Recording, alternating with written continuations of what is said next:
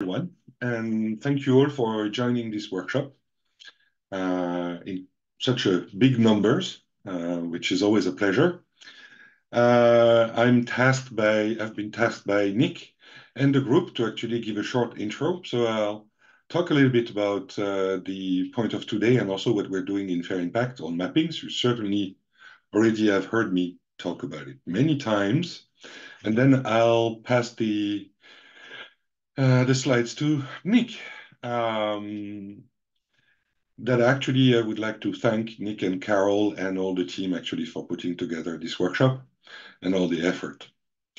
I've been a bit of a tourist on that one.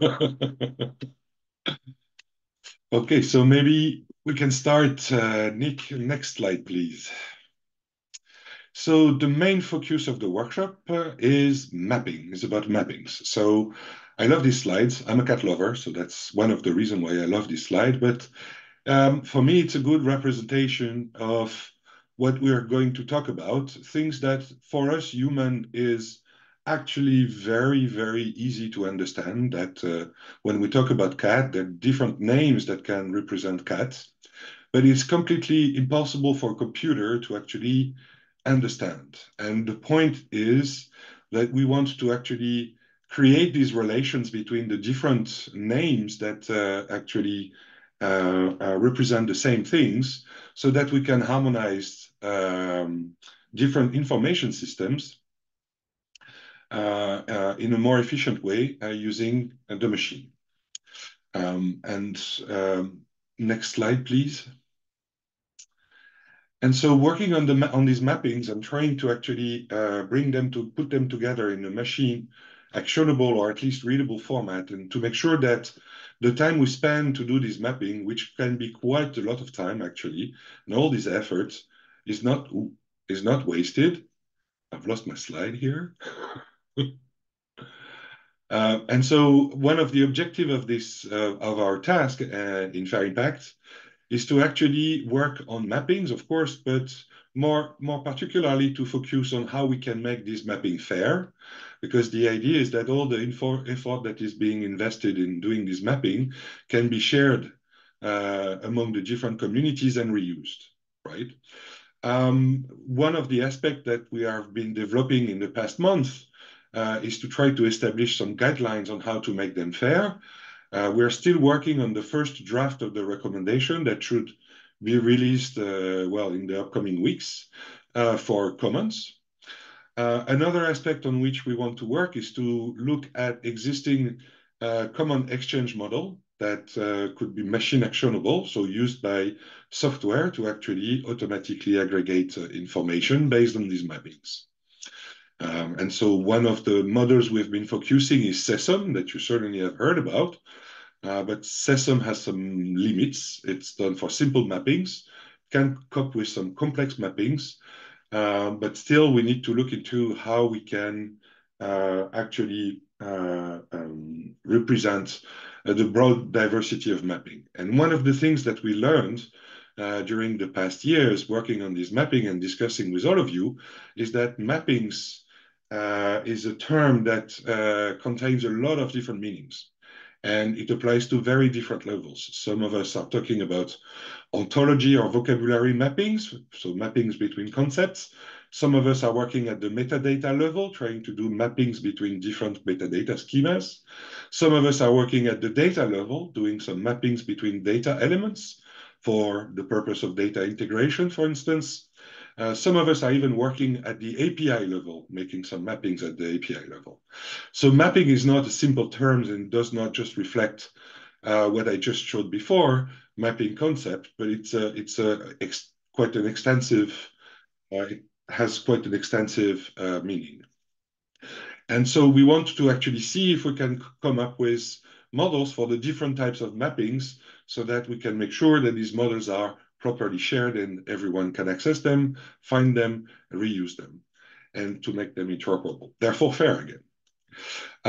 To do that, we also realized that one of the important aspects in mappings is the process of doing mappings, and that's is going to be the topic of today. how do you make mapping in practice, right? And so the idea is that we engage with community, with workshop like today, to co-create, test, and adopt, of course, potentially the models that we're going to propose, but also to identify the existing methodologies and practices around mapping across the different communities so that we can evaluate the different ways of doing different process and see if we can come up with a coherent common process so that when someone from a community that hasn't started doing mapping can find that information and have this process in order to, use and apply good practices coming from others.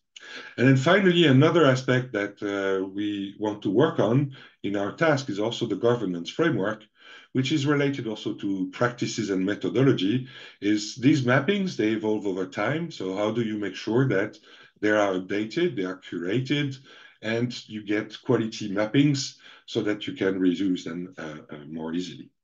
Next slide, please.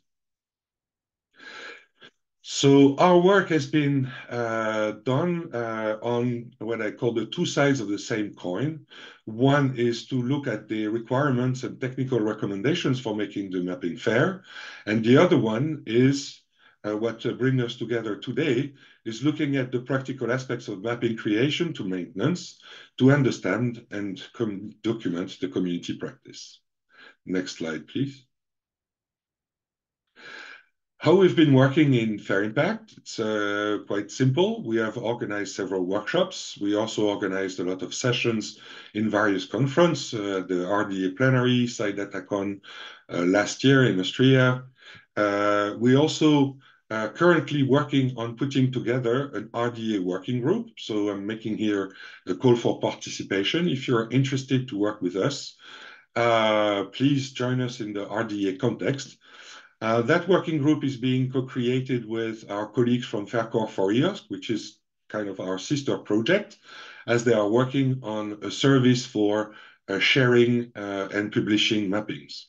So right now, just to give you an update, we have had 3 meetings with interested parties to join up in the working group. We've been working on the charter, trying to define and identify the outcomes of the working group. This charter is going to be presented to the community at the next RDA plenary, which is coming up soon. I think it's in 2 weeks from now. And we have 2 bird of a feather sessions that are planned, one on May 16th and one on May 21st. So if you're really interested and you want to contribute to this work at the RDA level, or even contribute to define the charter and the outline of the work that we are going to do in this working group, please feel free to join. And I will stop here and give the floor to our host, Nick. Okay, thanks, Jan. Sure. So I just wanted to quickly run through the background of how we got here. So as Jan mentioned, we've had a series of workshops, and the first one we had was on why mappings matter, and that talked about a lot of the practices in the community, talking to a lot of different communities, including social sciences, life sciences, biodiversity, and talking about the pain points. And we also in that workshop had presentations from the EOSC task force, as Jan mentioned, also about SESOM, and also about some work being done by Faircore for EOSC on crosswalk registry. The previous one to this, so we're going to have a series of 3 workshops. The previous one for this was in November. We wanted to get specific examples from communities. We talked to a lot of communities, and for example, here's the agenda we had for the previous meeting, and just to give you a little bit more background about the diverse kind of inputs we've had to this framework. We had a talk from Isabel, which was really about mapping between standards. So now we're talking about all the different kinds of mappings. So this was a domain agnostic example. We also had Sam from the biodiversity community, who's talking about specimen digitization. So in this mapping exercise, he's really talking about mapping from information elements to a standard. So one semantic artifact. Alexandra, who's leading one of the practical sessions here, talked about the marine domain. And we talked a lot there about governance and the limitations of existing relationships, so the expressivity of these of the semantics. We had life sciences focus from James, who runs OLS at EBI, and they have lots of ontology mappings. And he talked about MapperGPT, which is like a LLM focusing on mappings and how they're starting to use that. And then from Simon, who works for a company, he gave us a bit more of a kind of upscaling, mapping at scale viewpoint. And he also talked about MapperGPT, but talked about the importance of human-in-the-loop curation. And then examples from crosswalks from software, and then also one of a data model mapping, which was basically Dan's trying to take some information from their repository and get it into Dataverse. So again, divide a very different kind of mapping to the others. So from those, we had a practical session afterwards. And what we wanted to do was identify common themes, common steps that apply across all those different kinds of mappings. And these are kind of the highlights of what we found there. So we wanted, people wanted to have a generic framework. So that is one that kind of fits for all kinds of use cases. I want it to be modular, so you have steps within it. So we called those phases in this framework. Agile, so they can contend with any kind of individual solution that you might have. And we also found people wanted to make sure you capture the context and the provenance, so why you needed to do that mapping, who did it, and all that kind of information about how that might change over time, and have it as a living document so that you could go back and refine it. And to make it easily findable, so to be able to identify some resources where it might live, so that people don't kind of redo the same work. And it needed to have some commitment to maintenance over time. We also talked a bit about confidence, and in the context of the framework that we've come up with to build on these common themes, we've captured that within the review phase. But during the course of this exercise, we'd be happy to take in your input as well, because this is kind of a co-creation, collaborative exercise with the community.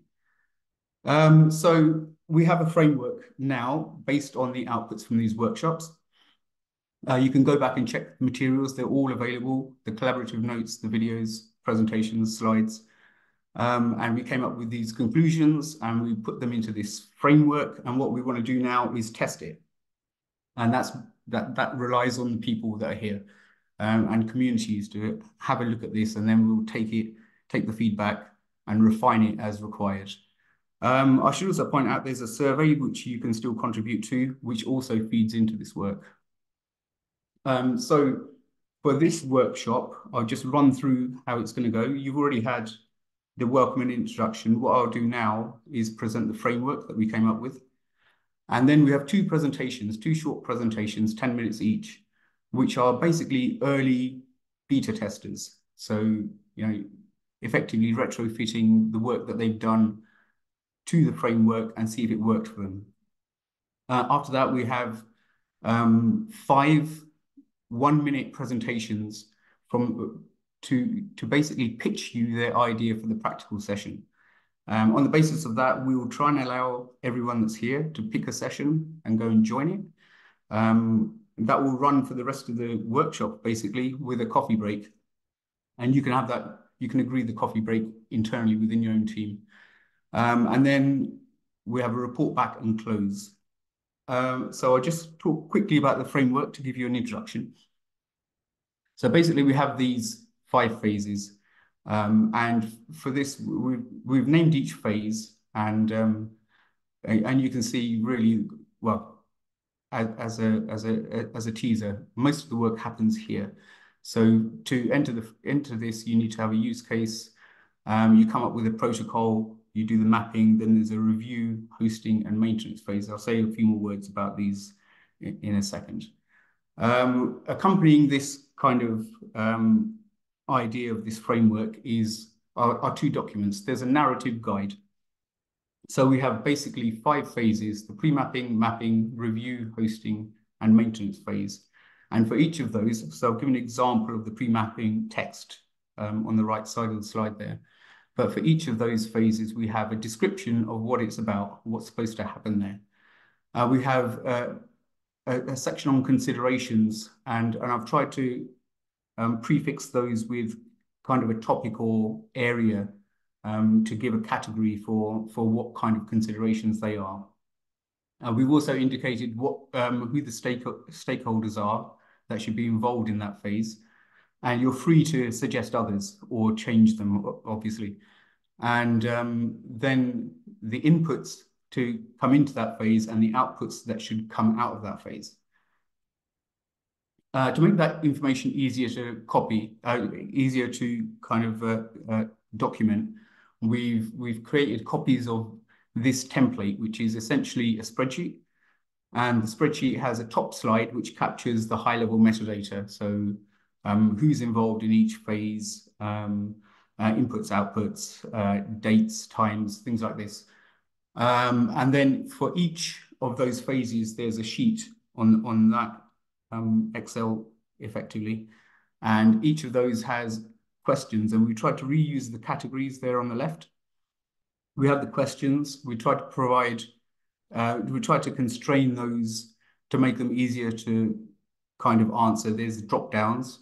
There's some guidance text, and then what that feeds into is on the far right there. In this case, this information in these rows feeds into what you need to develop a protocol. So that's basically the way to capture the information, but we don't go so far as to tell you which tools to use or which formats to use, things like that. We wanted to make this applicable to everyone. I'm sure there's lots of different tools. So this is just like an overarching general framework within which others should fit. So what we'll do now is we'll have a pitch from each of those practical activities. In terms of logistics and practicals, as I said, you can take coffee break whenever you want. As you're doing this exercise, you'll probably have questions or comments, so things you might want to add or issues that are kind of you end up starting to discuss. We don't want to dwell too much on those. I would ask the practical leads to help resolve that as quickly as possible, note that there's an issue, and then move on. Within each group, we have moderators, but really they're observers and note takers. So their purpose is to kind of see how the participants in the group interact with the framework and to make some notes. Of course, the people in the group should make notes on the narrative guide or the spreadsheet as required. And we're happy to look at suggestions and refinements that you may have for the process to optimize it, to make it better. At the end of that, 10 minutes before the close of the workshop, we'll have a quick report back from the practical leads, which is like a minute or two each, just to say how they got on with it and give us a general idea of the areas in which they would like to see refinements or areas in which they thought it worked very well. And I think that's it, unless Kian or Carol, you have anything else that I need to clarify or any questions? I think that's clear. We have the pitch leads, and then we have people who are sitting in the background, observing, monitoring, making reports. So if you feel free to talk and debate, and those people in the background will be making notes about how difficulties that you have. So don't feel as if you have to make notes. Yeah. Yep. Okay. So in that case, I'll invite the first presentation, and that is, let me go back to the agenda. Is it Sarah? Yeah, let me share my screen then. So this is Sarah El-Gabali from DataSite, and she's going to be talking about mappings relating to biosamples. Right, can you all see my screen? It's all right. All good. Okay. Okay. Thank you so much for having me today. So I'm going to talk about the approach to early stage mapping, strategies for biosamples, metadata specifically. And I will uh, briefly provide an overview of our use case, highlighting what we've done and the steps that we plan to take moving forward, and some of the challenges that we face, and how we align our methods with the fair impact framework that Nick just presented. So I'll just share our experiences and what we in to develop these fair digital objects for biosamples, and the role of metadata and semantic artifacts in getting us there. So this work initially started with the need to establish a metadata repository for biosamples in life sciences domain in Sweden. That was my previous um, um, previous workplace a couple of years ago, and that idea, one of the primary challenges was to find a standardized method to digitize the physical samples in accordance to the FAIR principles. So how to focus on transforming these biosamples into fair digital objects according to the FDO specifications. And the FDO architecture we see here provides us with an idea of the necessary elements that we need for digitization and verification. And that helps us to um, capture biosamples and realize other full potential. So, but we need to integrate some key components here. So we need rich metadata, which meaning that each sample has to have comprehensive metadata that captures the minimum required information to ensure replication, to ensure understanding of the research. And this metadata is designed to essentially provide context, but also provenance and other necessary elements to meet the FAIR principles, and to make it accessible and interpretable. And we're talking here for both humans and for machines. Apart from that, we also need unique persistent identifiers that are stable, resolvable, and that can enhance tracing the samples and long-term access to them. So that is also important for linking those samples to a variety of resources. So we have the bigger picture of how these samples fit in the research. When we started our project, we were searching for existing standards, existing metadata that could suit our needs. And our goal was to avoid exactly this situation where we're just adding to more and more standards. And the reason why, when we're looking at the available standards, we've encountered some challenges. So some similar to, like, many of the schemas we looked at were crafted with a specific purpose, sorry, designed for a specific purpose or a particular need or scenario or specific data type in mind. So that also limits their applicability in different situations. And that some as well like lack the necessary details. So there are critical elements that are essential to capture that full scope um, of the context of the sample. That was missing. Some schemas were functioned more as dictionaries, and as Jan mentioned, there's so many different semantic artifacts. So it's not just schemas and the mix. And those dictionaries, they provide definitions of terms, but they don't have semantic relationships between them.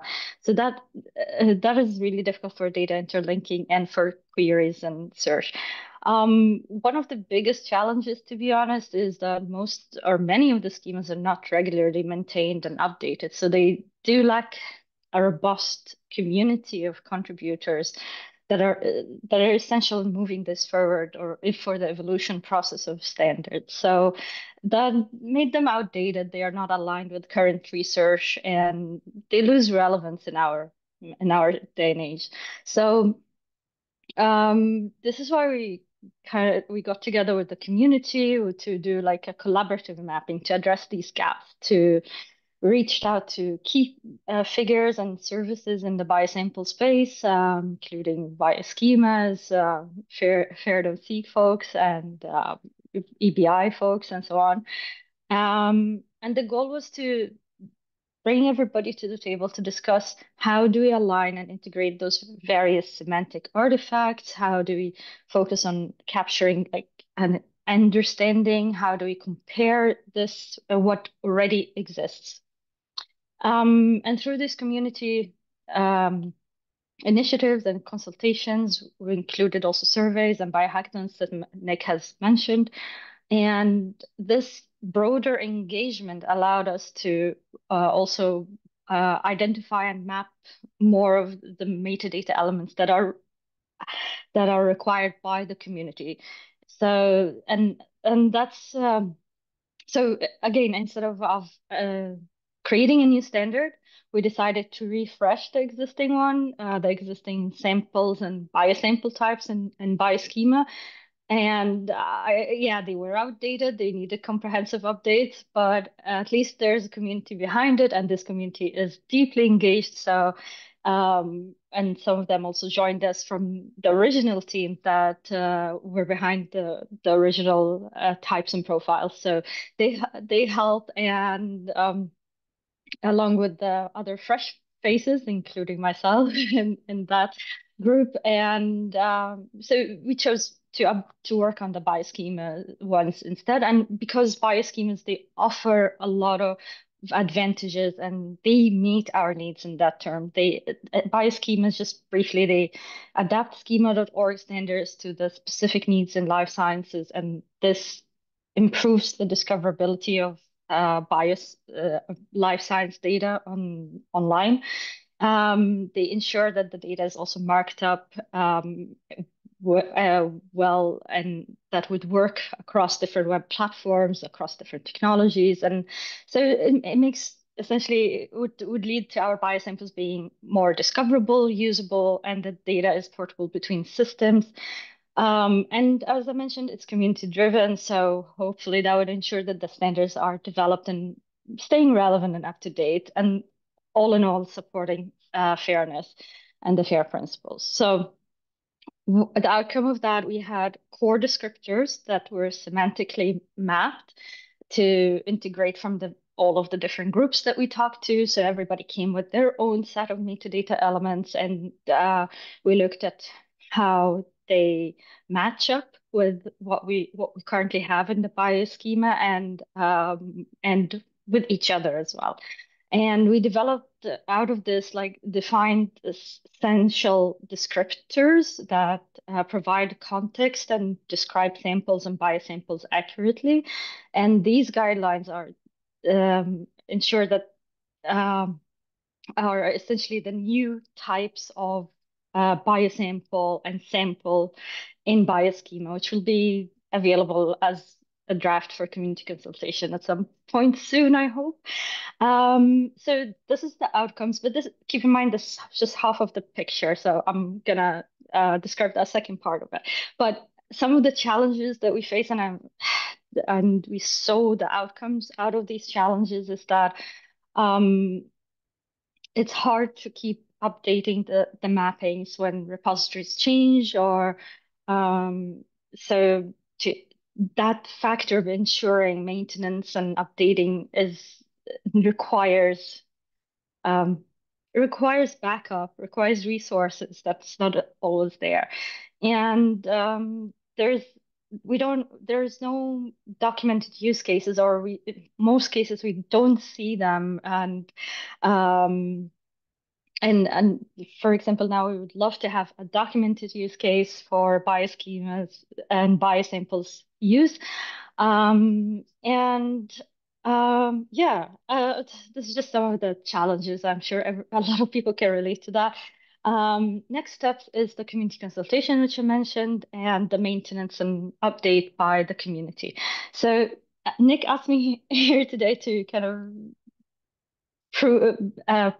provide an overview of what we've done, how does that align to the framework. And I try to the best of my ability to answer some of these questions. So to summarize, I would say we would fall mainly in the pre-mapping and mapping framework stages. So the pre-mapping, we have a descriptive use case for this map by where we want to have comprehensive biosamples information, and that comes from different sources. And then their existing mapping, uh, not not yes and no at the same time. Um, there are existing mappings, but they are also developed for very specific use context, and they're outdated or not maintained. Is it a one-off solution or will be maintained? Hopefully, will be maintained with the new group of bioschema community for samples and biosamples. Hosting solutions, and I really had to scratch my head here because there's so many elements. You have the new schema or the updated schema for biosamples and samples, and that would obviously be in biosamples website and bioschema's website, sorry, and that has a GitHub as well. So we could put or attach that mapping or the work that was done behind that along with it. I think everything would be open, CC by 4. The protocol itself could land in Zenodo. I don't really know, or maybe in the same along with the mapping. Yeah, feedback, refinement, and updates through the community issues on GitHub. And does the mapping involve any standard or established vocabulary? Yeah, so we did have some starter, as in the draft type, and bioschemas had already samples and biosample types. So that was like a starting point. And um, yeah, and as a target, it's the final, hopefully the final version rather than the draft. How does the solution look like? It's not exactly a crosswalk that comes out of this. It's more an outcome of discussions that involve um, comparison of the semantic uh, relationship between different resources. So what will the solution look like? An updated schema. What else? Yeah, so I mentioned, so this is oh yeah, I missed the mapping framework. Um, I did I miss? You'll have to wrap Oh, up pretty sorry. soon, Sarah. Yeah, okay. So, But yeah, just finish up. yeah. So the rest, I try to kind of answer the rest of the framework here, and the mapping will be manual automated. This whole process is done manually. The sources, I've already mentioned all the stakeholders. The target is the minimum set of attributes that are necessary to provide context for biosamples. So this I again I'm trying to answer this protocol to the best of my ability. I could say technical platform, we've only used Google Sheets, so we haven't used like Protege or any other kind of tool. Stakeholders, I've already mentioned them. The mapping is completed, review is undergoing, so that leads us to where we need to kind of move to the next phase in that framework. Just as I mentioned, we have metadata and persistent identifiers, and both need to be there.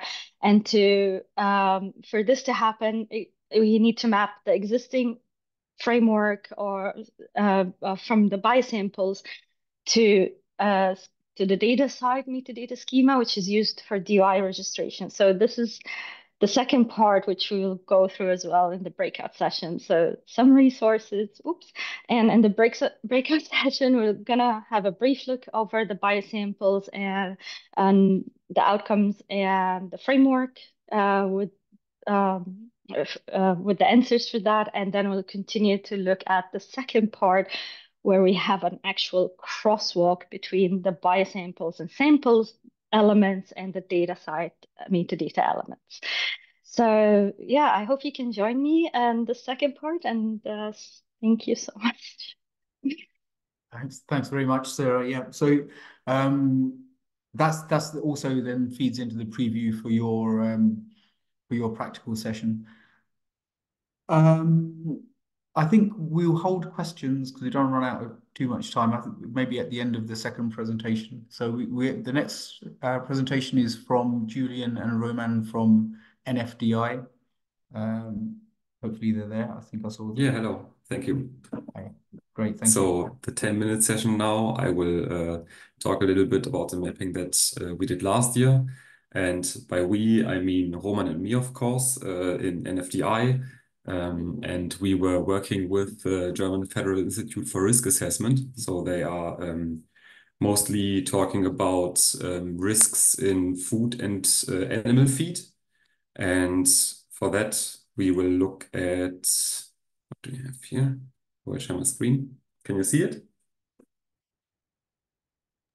Yep. Okay, great. So this is the outcome of that project. And the project was, I think, when I compare it to what Sarah just presented, I think that our project was on a little smaller scope. The project ran for a year, ended in December last year, and the mapping was one of quite a few tasks that we were doing. So some of the decisions that we made were quite differently. And so the mapping was motivated by the Federal Institute for Risk Assessment wanting to basically modify all of their knowledge bases to build on semantic technologies. And so they wanted to build like a mostly comprehensive ontology knowledge base for the domains of food and feed and also processing of food and feed. And so that's where we sort of came in. And we decided to use the ontology food on as a base for the food domain. But there's also the terminology, the standard foodx2, developed by the European Food Safety Authority, which is also being used at the Federal Institute for Risk Assessment. And so we decided that a mapping between those two, while food and would serve as a base, would be very beneficial to their work. And looking at these two resources, first of all, foodx2 is not an ontology yet, so this was converted to an ontology. But the terminology already has nice hierarchies that we could reuse. And sort of looking at the scope, both of them have around 30,000 or more classes or terms in the case of foodx2.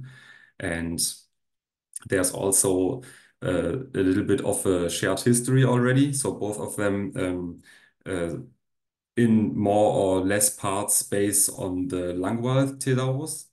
And foodon actually already contains a subtree of foodx2 terms, although it was a quite dated version at the point that we started.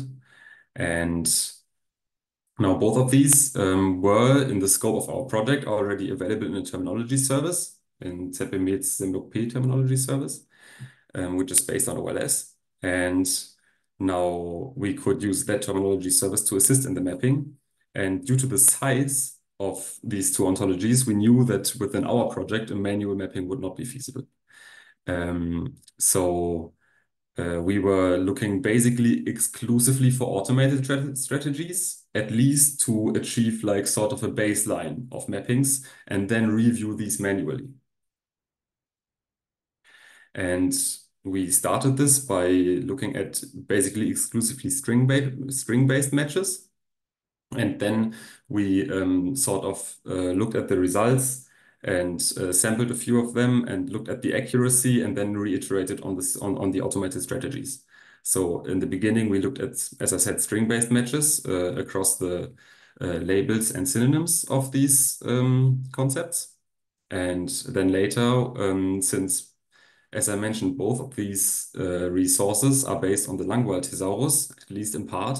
We could find some common mappings that both point towards Langwall from a food-on class and a foodx term. So these could also be used to find mappings. And we also had some prior knowledge, which is that the foodx2 terminology is a subtree in foodon. So we could also use this prior knowledge for mapping.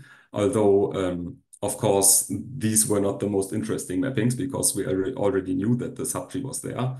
And to actually reap benefits, we wanted to map from foodx to the parts of foodon that are not the subtree.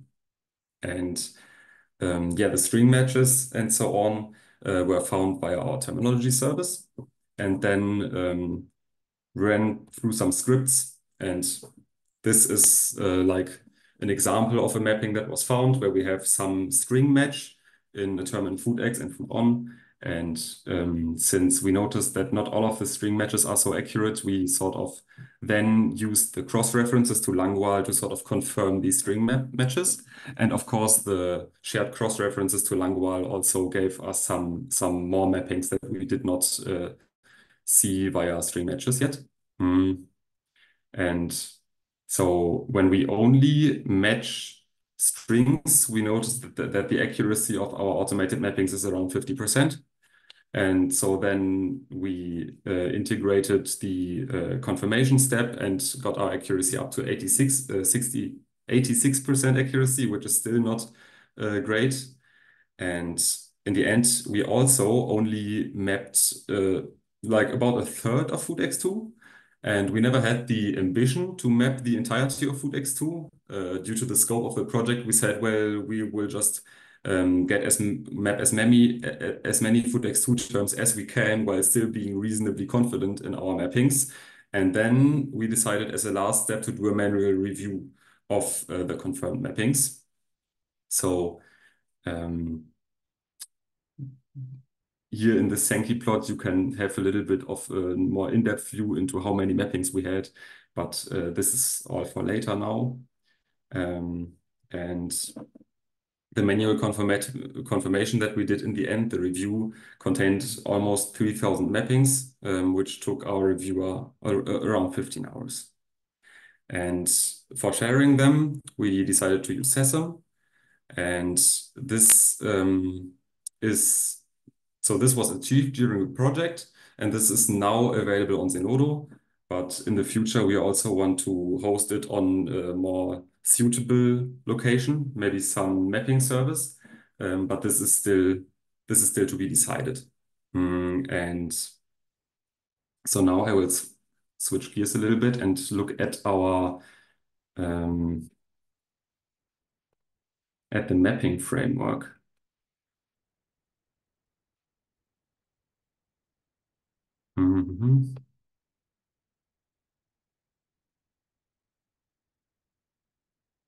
Yeah, here we go.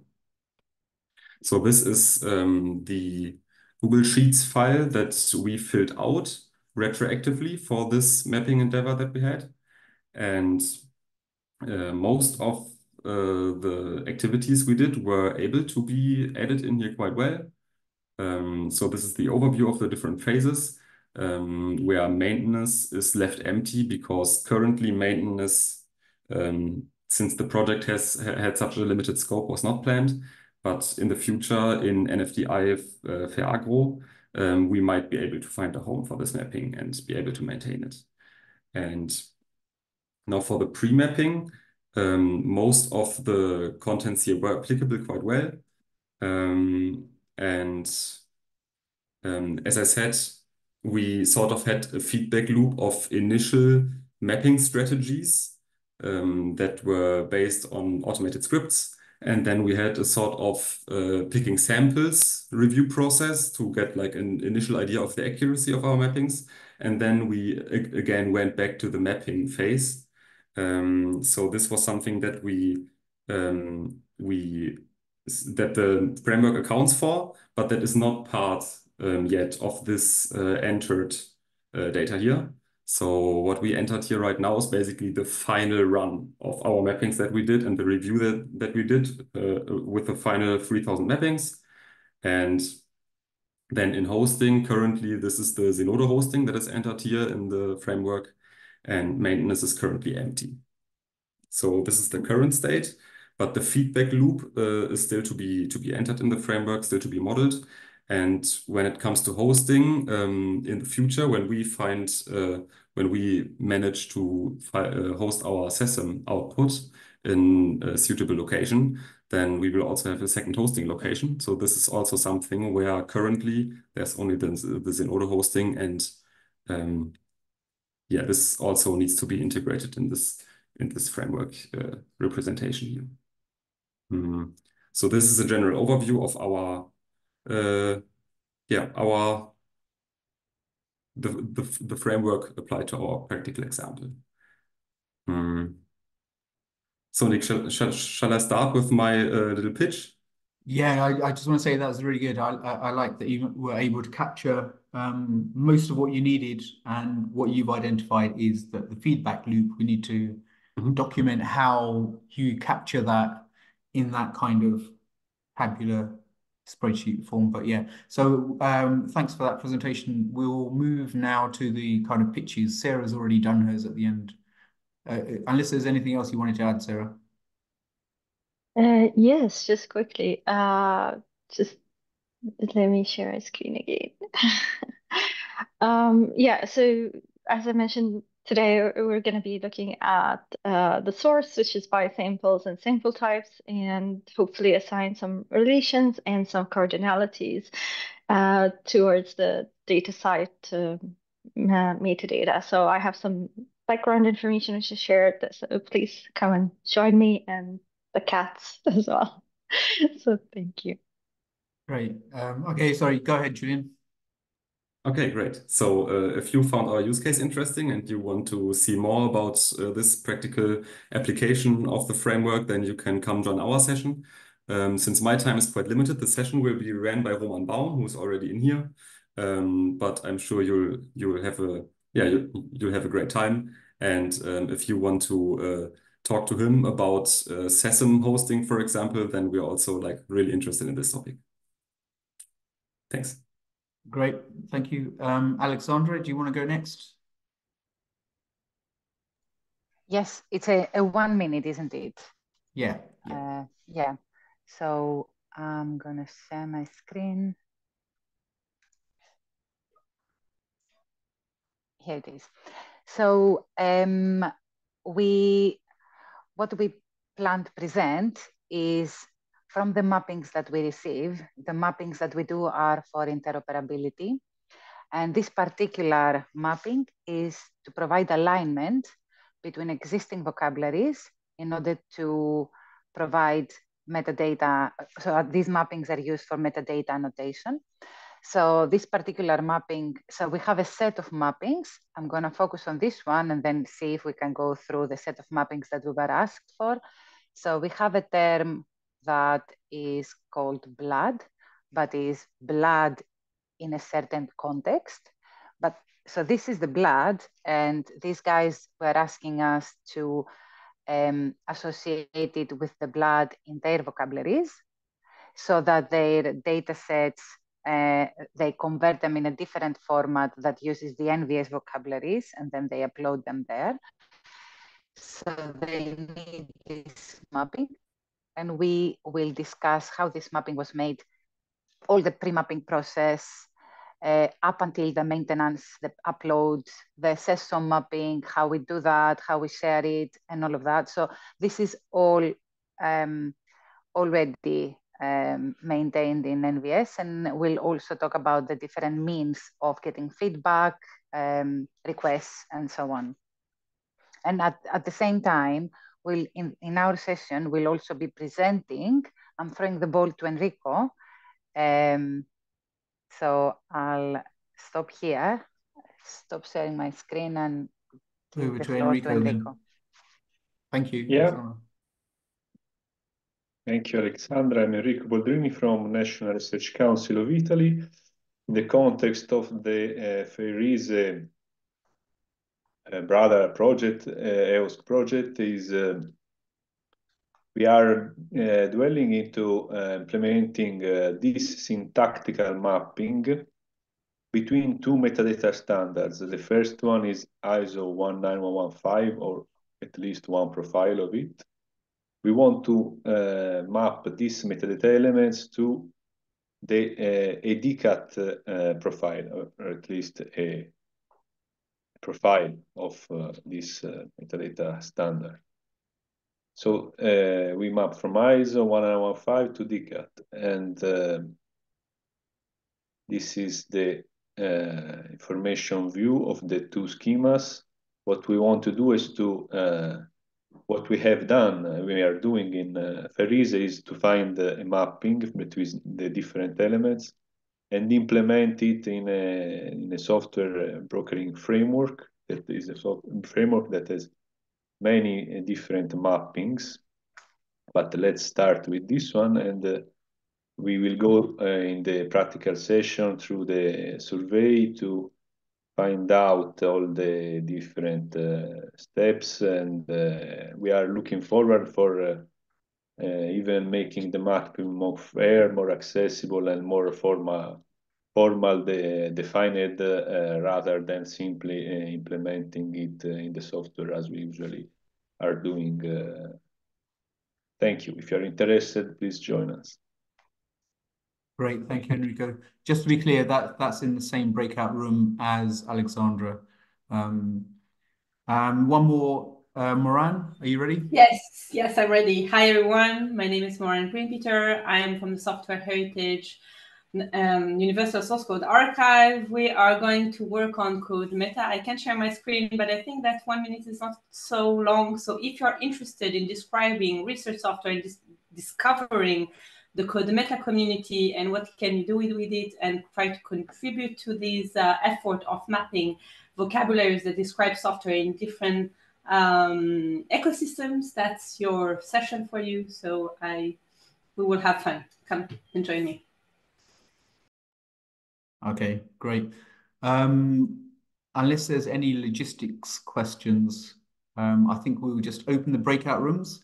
The idea is now that participants can choose which room they want to go to, but you should choose quite quickly, because if the rooms start becoming unbalanced, we'll lock that and then move people ourselves randomly. So, Julie, if you can open the rooms.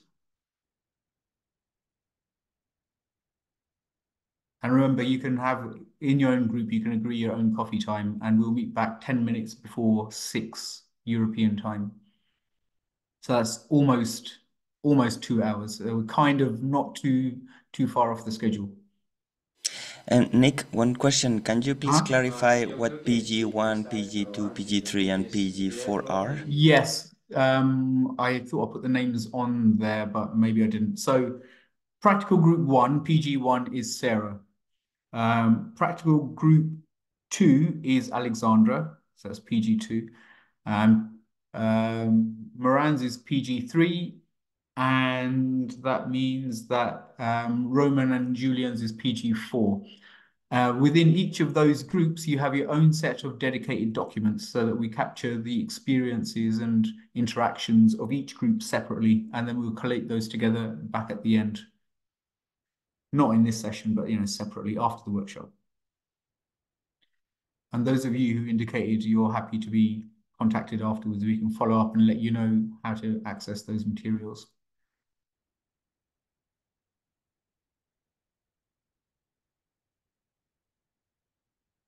Trying to add that information at the top because it's not at all clear. Yeah. So let me, if I share my screen, and I can show you the folder here. Okay. So that's this, Alexandra.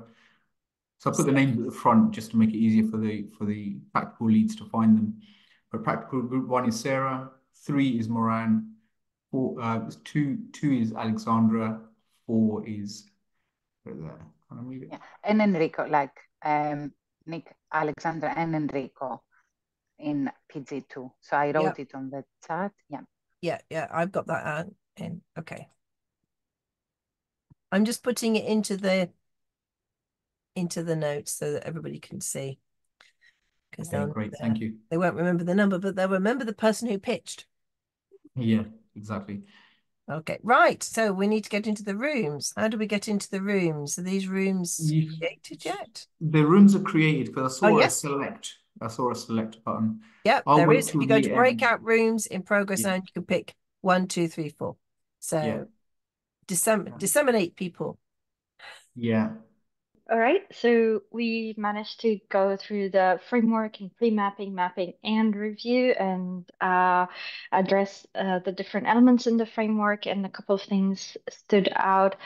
They're mainly because of me, of confused over concepts and targets. So that is in pre-mapping, row 21 and 22 versus row 14 and 16.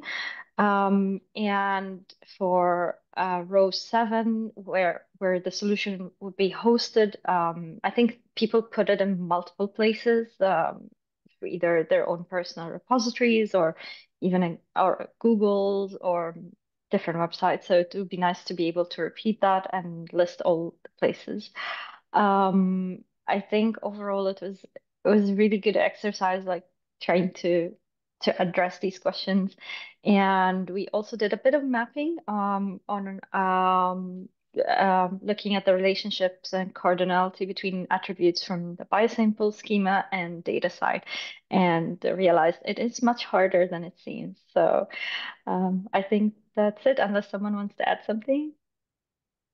I was in that group. I think the rows, the infamous rows 21 and 22 were a common kind of hurdle for some of the other groups as well. So it's something we're going to have to look at. I've noted that down on our sheet.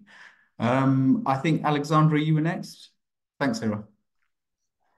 Thank you. We did have a very lively and engaging discussion for 2 subjects. One was totally vocabulary related, so concept to concept mapping, and we discussed it in detail. We covered all of the framework.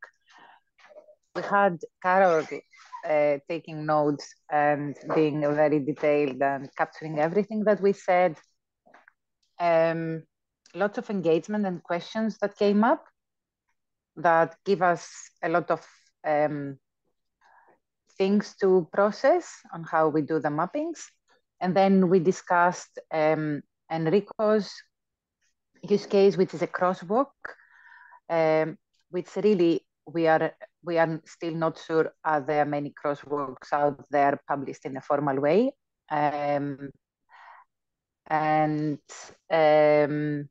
Yeah, so that's something that came up a lot, but then the rest of the notes, I'll leave them to Carol. So we had so I think I would say there's a confusion about, are you talking about mapping the vocabularies or the crosswalks, or are you talking about individual concepts? And if you're talking about concepts, it's way too much. Yeah. So we just didn't even bother to do that. Yeah. We just did it at the conceptual level. And so we saw great value, and everybody saw great value in the sort of top sheets and the pre-mapping. If you ignored, if you just thought about it from the concepts overall, you know, the vocabularies overall, that was useful documentation. Anything detailed mapping term to term, this is too much. And what you'd want is a standard operating procedure or a description of your protocol that you did that you would just adhere to. And that would be enough because it's just too much. So, and then we had lots of things to do with context, because if you kind of take what do you mean by accuracy, what do you mean by precision, what did you mean by completeness, when you know you had to invent a term at the other end, so is that complete or not? So there's quite a lot of contextual nuances that need to be taken into account. And then we have a load of other comments. So, but I think those are the really big ones, although Enrico found it incredibly useful to think about it as guide rails, thinking about what I need to think about, what I need to talk about, and how I should formalize. So we don't want to lose that learnings piece, but we do need to simplify elsewhere. Yes, I think Andre gave the same feedback. It was a good kind of way to push you in the right direction and think along the right lines. Okay, thank you. Enrico, did you want to add anything, or shall I move on? Oh, thank you. It's been a very good exercise. We learned lot. We are more aware of what we are doing in the research project, and we have some good idea to step forward and to describe in a more fair way the mappings we are always doing, and also in fair reason. Thank you. Moran, you're up next. Hi, yes, it was a very good exercise. We had a very engaged discussion. We have a problem with the fact that CodeMeta has many mappings. So do we need to do this exercise for each one of the mappings? That was one of the big questions. Also, line 21, 22 were a big hit on our document, big discussion there. Yama has taken very thorough notes, so you can go and read in. And the last comment was about the fact that the mapping was in a CSV format, which is not the best format that we want to use, and what could be the next steps, and if this following this framework could help us identify the next steps of the CodeMeta mappings. Yes. Yeah. Okay. Yeah. Just for completeness, so the spreadsheet is just a way to capture the information. It's not intended as a final format or anything. Although I imagine for some simple use cases, maybe that would be all you'd want to do. But anyway, that's thank you for that. And the last one is Roman. I think you're talking. Yeah, I'm talking. That I could talk. No, however, what I could say in this context is, luckily I spotted one of the comments from the person who was jumping from one to another. Thank you, first of all, for that.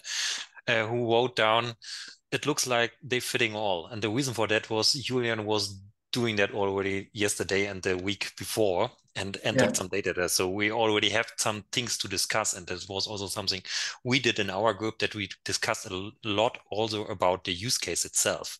So nevertheless, feedback to the framework itself, we also got something, and we also wrote that down, some of the people, nicely in the spreadsheet directly, that you have comments in the part of usage note for participants, where you see some different knowledge. So you could also use it afterwards, which would be meaningful. We also had this issue with the 21, 22 in the pre-mapping, where all the people were saying it depends on, we need a little bit more of context, and this little bit more of context, there was the idea to maybe add that to the use case of this different or some background information of this mapping directly to the top sheet, that you see what is the focus, what is the context. That was something we got.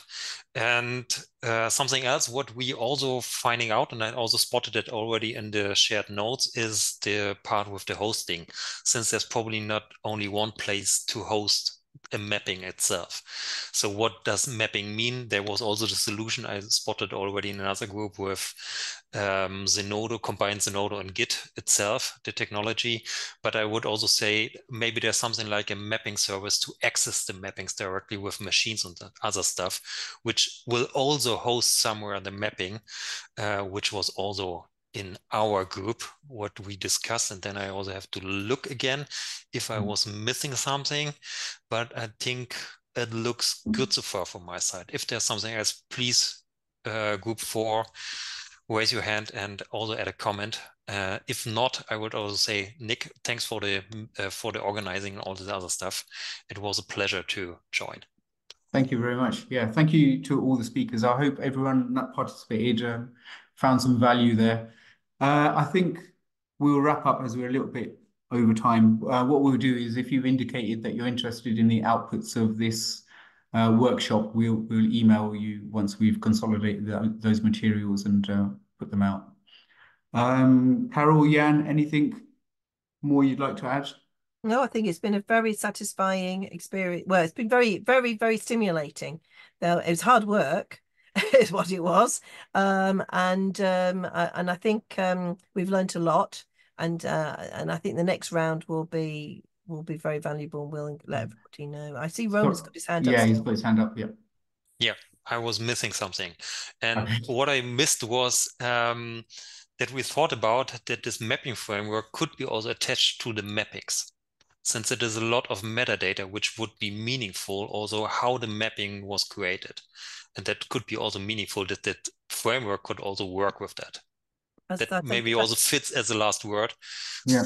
That's a very good point. Actually, we made a similar sort of point, but we also discussed where do you put mappings, and that you should put mappings with the terms that with the actual vocabularies themselves. And we had a big discussion about, well, should you actually be putting them in a third-party place, and could you trust that third-party place to still exist? We've all been burnt by the EOSC catalog disappearing. So that was another side discussion that we had, but that would fit with the framework anyway. So yeah. Sorry, Jan, I'll hand over to you. Thanks everyone for coming. Thanks to everyone. So I could only just attend one of the group, but I am happy to see that there were lots of discussions and lots of effort thinking about the mapping, the process, and what is missing and what is required, and so on. So I'm happy to see that this workshop is pushing things forward for each of you. It's beneficial, but for all of us as well. So we try to converge and analyze all the outcomes and comments and so on. Of course, this is one part of the work. There is the other part that is done in the RDA working group, in the other activities of the task. So you can always join and contribute to the problems of, okay, that's nice to have the mappings. It's a CSV, but it's not really usable. So what kind of model do I use? Related to your question, I think some of the information of the framework are already captured in the SESAM metadata model. So that's why we're also pushing SESAM, because they have a very rich metadata description of the mappings, the justification of the mapping, which is not directly addressed by the framework itself, because it's related to each individual mapping, but that's also extremely important information for reuse or even curation. And so there are things that will come up in next few weeks, and we're hoping to see you again for the next workshop and continue this discussion. Thank you all. And thank you to our speakers and our technical leads who did a marvelous job, did a lot of preparation, and really we're deeply indebted to them. Yeah. We will not forget it. If there's ever a publication coming out of this, you will be remembered. Yeah. Thank you, everyone. Thank you. Thank you. Bye. Bye. Have a good rest of the day. Have a great day. Bye. Bye. Bye. Bye-bye.